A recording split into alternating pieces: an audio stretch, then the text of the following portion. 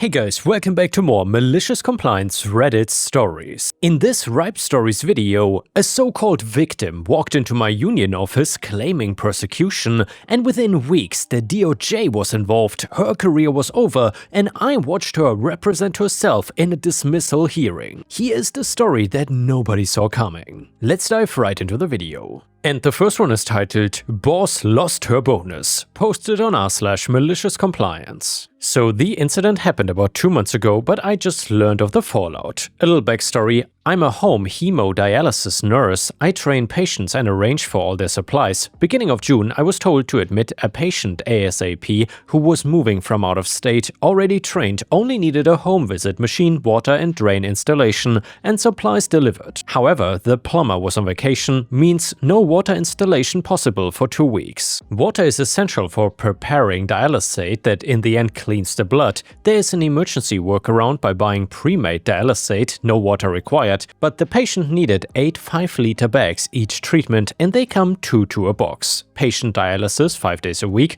that is 4 boxes each treatment times 5, meaning 20 boxes per week. Boss says order them as quickly as possible for 2 weeks, so that is 40 boxes of 10 kilograms, aka 22 pounds. I tell my boss the shipping cost will be outrageous, let's order 8 boxes express and the rest regular, but nope, boss knows better. Okay then, I order 40 boxes overnight by air, $1,500 just for shopping. Supplier thinks that is crazy, I think that's crazy, but boss says, do it. Well, come the end of July, they are checking the budget and lo and behold, we spend too much. Way too much.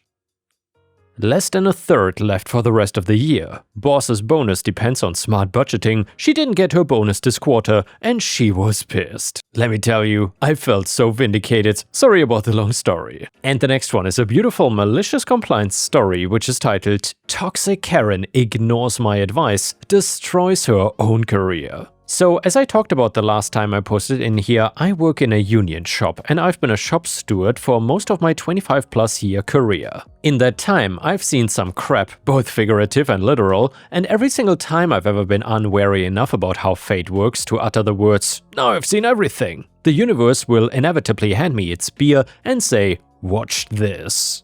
Stewards, despite the general perception of us, are not there to defend employees who are accused of misconduct. We are there to defend the collective bargaining agreement, meaning, if you have well and truly screwed yourself over and your future with the agency we both work for, my role is primarily helping you determine which of your options for leaving you're gonna exercise. I've been at this rodeo for a long time and management and I generally have a pretty good understanding of how things are gonna go. Enter Jackie. Jackie was one of those unbelievably toxic, peaked in high school cheerleader types with just enough understanding of what our employer does, how it's required to behave within federal guidelines, and what its obligations are when you utter certain mystical phrases like, "I need an accommodation," or "discrimination based on a protected class." To be clear, those things are not just law, they are also morally right to be concerned about, and so my employer actually bends over backwards and does backflips to be certain that they are going above and beyond the minimum.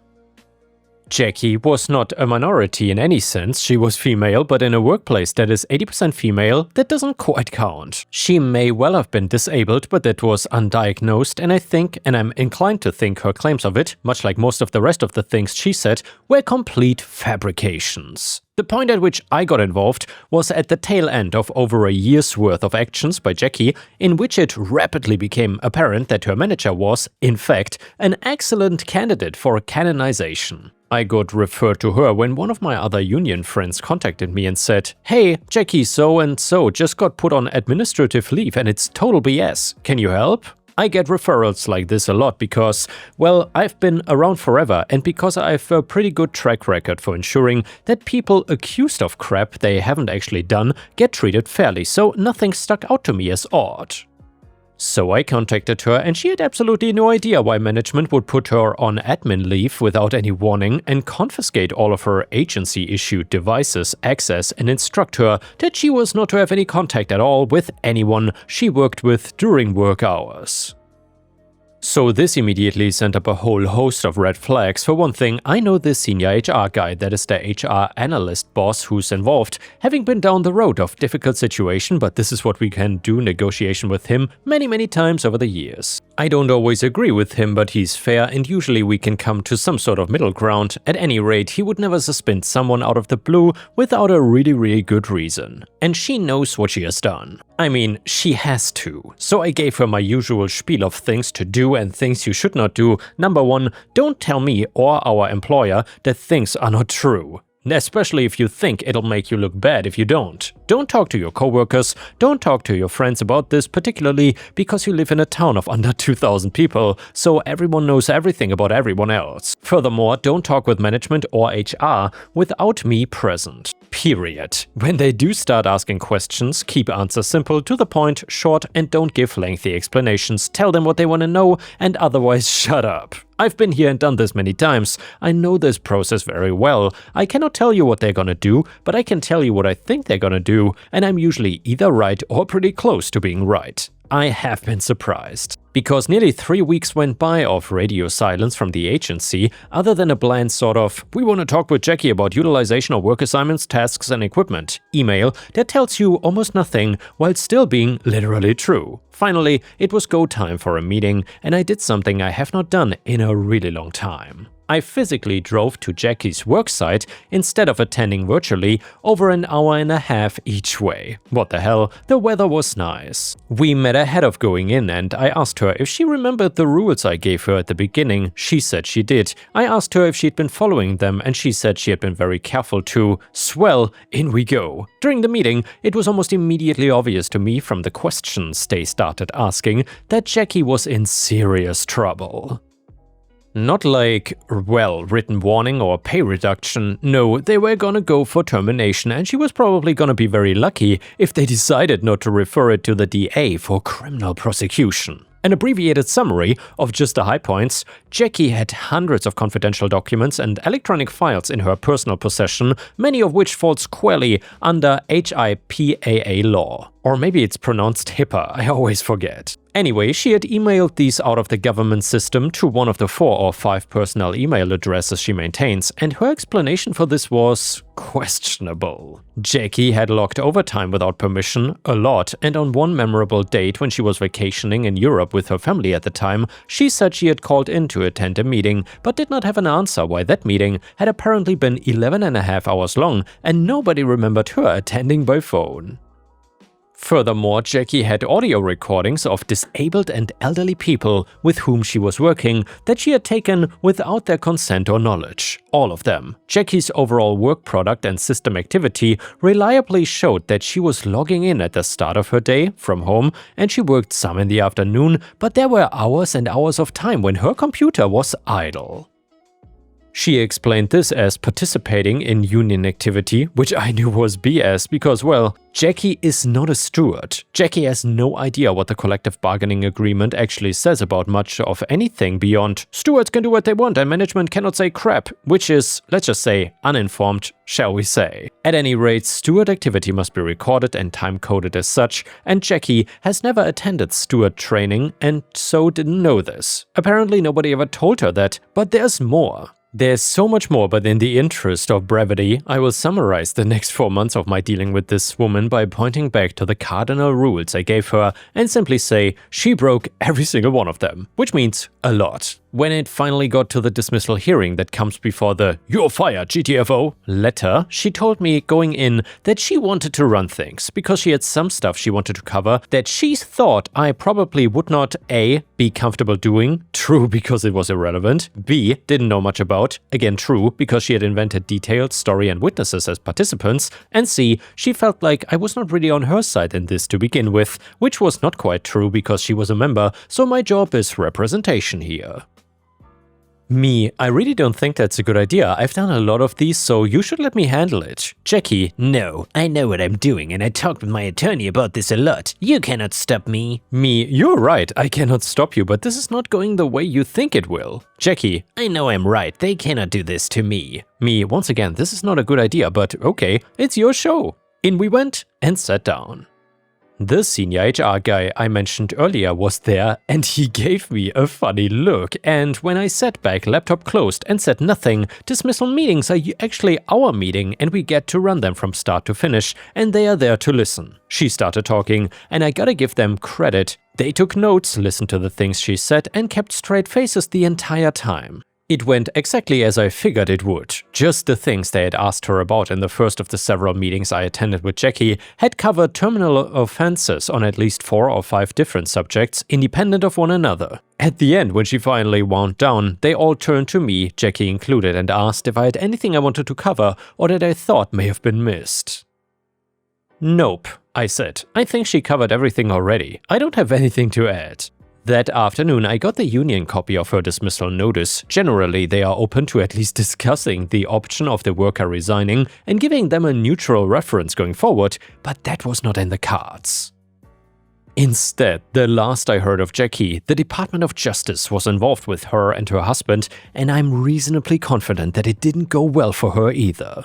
I do know that she will never work for the government again, as the letter was pretty explicit about what information they would release to any government agency asking for a reference. So it goes, they followed the collective bargaining agreement, terminating her with ample just cause. And wow, guys, I gotta say, Jackie probably got exactly what she deserved. Let me know what you think in the comments about this story. The next one is an absolutely beautiful, very satisfying malicious compliance story that you don't want to miss. It is titled, Boss Shushes Me When I Try to Warn Her of a Mistake. So for some context, I'm a lawyer in Brazil, but when I was at college, I got an internship at a tribunal. I usually worked behind the scenes, dealing with paperwork and some bureaucratic stuff. It was usually a nice place to work, but occasionally the judge, aka the boss of my boss, would require some intern to help her with the hearings. It was not unpleasant work, but more of an annoyance since we were only 8 people dealing with the paperwork of over 10,000 lawsuits, which means that every time she requested someone to go help her,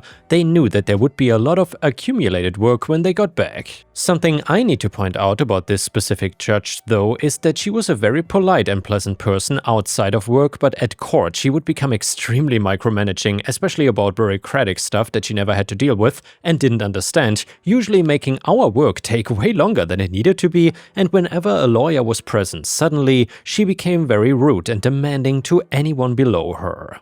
I understand that most lawyers that worked there were extremely sexist, and that was just probably her response to that, a way to say, don't you try me, I know what I'm doing and I'm good at it. But I cannot agree with her taking that frustration on everyone else. On this specific day, I'd been assigned to help her with a very long hearing. In Brazil, this stuff is all recorded, so for me that meant taking care of the computer, taking notes, but mostly making sure the camera was on. The thing is, whenever you do these recordings, it has a kind of script that needed to be followed. First, she would tell me to start recording, then she would present herself, tells what case was being judged, and then name the first witness and show their documents to the camera, basically to prove that we were questioning the right person. Only after that, she would start questioning the witness, and then the lawyers take turns doing the same. I'm not sure why, but she was more annoyed with me than usual that day and did everything in her power to show everyone in the room that she was the boss, and I was supposed to just do what she said without arguing. But despite that, she was talking a lot with the lawyers about trivial stuff while waiting for some witnesses that had not arrived yet. Finally, everyone is there and the hearing can begin, but for some reason, she was so distracted with the conversation that she forgot about the script and just started questioning the witness without doing the proper presentations and asking me to start recording. As soon as she started questioning him, I tried to discreetly warn her, but all I could say was, "Your Honor," before she loudly shushed me without looking in my direction. It was not at all discreet and everyone was visibly embarrassed, including me, so I did the only thing I could in that situation, which was nothing. I couldn't start recording without the presentations and definitely not do it in the middle of the hearing. So I just sat there and waited. After almost half an hour of questioning, she asked me to stop the recording because they would do a small recess. And guys, I can already tell what is coming next. All I could say was, "As I tried to warn you, Your Honor, the video was not recording when you started questioning him." She got visibly white and started saying, "But you should have," before realizing her mistake.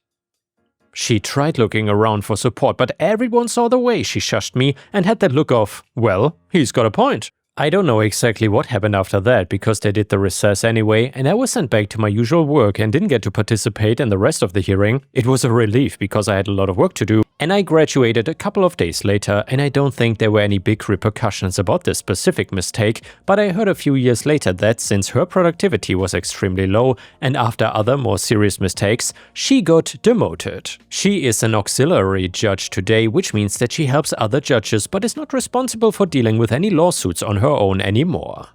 And the next one is titled, Entitled Parents Demand Their Children Move Back In to Pay Them Money. So first up, this is not about me, but my girlfriend and her brother. Second, this might be a long one, and my English is not the best. So, well, to the story, the cast for this is L, girlfriend, S, brother, EP, entitled parents, EC1, entitled cousin 1, EC2, entitled cousin 2. So, my girlfriend's parents are extremely religious. In their view, if you don't believe in Jesus, you are basically worth nothing. And oh well, neither L or S are religious. S was always somewhat of an unwanted child, so he got ignored the most of the time and basically raised himself. Once again guys, L is girlfriend, S is brother. So the result of this is that he picked up fights on the street just for fun for a while. He was also born with a genetic disease that made him feel no pain, which also infuriated his parents because they told him that he is nothing but a mistake, which caused also some psychological problems. Elle, on the other hand, always said what she had to do, what clothes she could wear, what friends she can meet, blah blah blah. All of this caused both of them to keep a distance to their parents, but since they were too young at the time and didn't have money to move out, they had to stay at home. S would just leave early and would return back home at night, while L got herself a job. Also, the whole time since both of them were born, their EP spoiled their cousins. For example, they bought both of them 2 brand new PS5s while S got nothing, and L got a $10 gift card for Christmas, and yes, everyone in their family is okay with how they are treated. Now onto the main part though.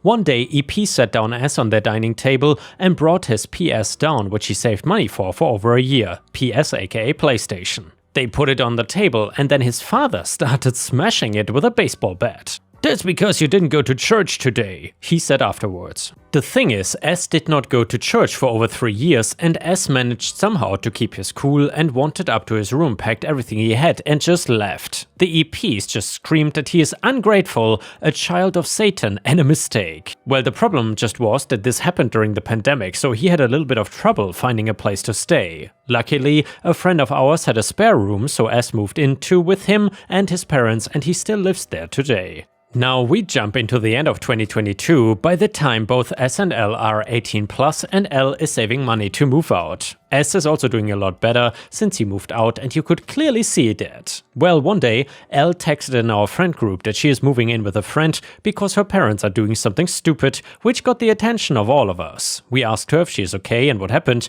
and she just replied that she will explain later. On the same day I drove with some others to her friend where L told us everything. Apparently EC's parents have come to the conclusion that it's not a good thing when your 18 and 20-year-old children are just sitting at home playing games and refusing to get a job. So they told them they will throw them out in a month, and both of them thought they were joking, so none of them looked for a place to stay. Then 2 days before the deadline they realized that their parents were serious, so they did the only thing they knew. Go to EP and demand help. EP said they could stay at their house as long as they want. On the same day they told L that they will move in, and if they need anything, L is required to comfort them. L immediately knew that she will become some kind of servant and immediately asked her friend if she would have some spare place. EP just said that if L would do this, that she would throw away all that they did for her and that she would not be their daughter anymore. To which she replied that's fine. S asked if he should visit them and get their minds straight, but L said that it's not necessary. Apparently their father got demoted in his job after S moved out, so they only had barely enough money to support 3 people in their house, but now that there will be a 4th person, they won't keep up for long. At this point we just questioned ourselves if EP have lost their last brain cell, and we also started making bets about how long they will last. Well, fast forward to about a week ago, and S and L got both a message from their parents to meet up, which made both of them suspicious. They agreed to meet at a local cafe, but they brought me and 2 others with them. So we sat on another table while S and L said to their parents, "This is the exchange." S. So what do you want? EF. Well, as you might know, your cousins moved in with us a while ago. S. Yeah, did they finally decide to get their butts moving? EM. Don't you dare speak about them like that. EF. Calm down, he said to EM. Well, you two see, it was quite hard to keep up for all four of us. So we, me and EM thought it's time for you two to do your duty as our children. S. What the hell are you talking about? EF. Well, you two should move back in with us, but you should also pay rent. And since we got no spare room, you both would have to share the basement. EM. You will also spend more time with your cousins. She said it like it was some kind of honor. At this point, S started to laugh manically. L. Do you even listen to yourself? You never saw S as your son and told me when I left that I'm not your daughter anymore. We don't owe you anything. You treated us like dog poop for over 18 years while spoiling those cousins. You two dug yourself a hole, so try to get out of it by yourself. Well, by this point, both EPs screamed that they both don't know what it's like to be a parent and that they should obey them. But SNL just started walking away. EF wanted to get after, but me and the other got in between. Now I'm back home typing this. If anything else happens, I'll update. Me and my friends also got a lot of stories about entitled people, and I might post them, but I don't know. Update. So here's a nice little update on the situation, and I'll try to keep it short, but things escalated quite a bit. Basically, after S&L left a meeting with their parents, their phones got nuked from the church, their family and some other people they don't know, telling them that they are horrible sinners for not forgiving two righteous Christians for their mistake, and yes, they say the EP only made one single mistake. Also, after learning that S&L won't come back, both EC took everything of value, PCs, TVs, heirlooms from EP's house, and left, leaving only in a letter behind that basically said that they are incompetent for not being able to sustain their lifestyle. And the next one is a super funny, satisfying petty revenge story, which is titled Dumped Snow on a Guy's Hood who was parked in the only parking lot exit. It got him to move. So this was weird and just happened, but my apartment parking lot is awful with all the snow right now, and they have not plowed, so everyone's fending for themselves essentially. I dug my girlfriend out to leave this morning and had to dig her out to leave again this evening from a different spot.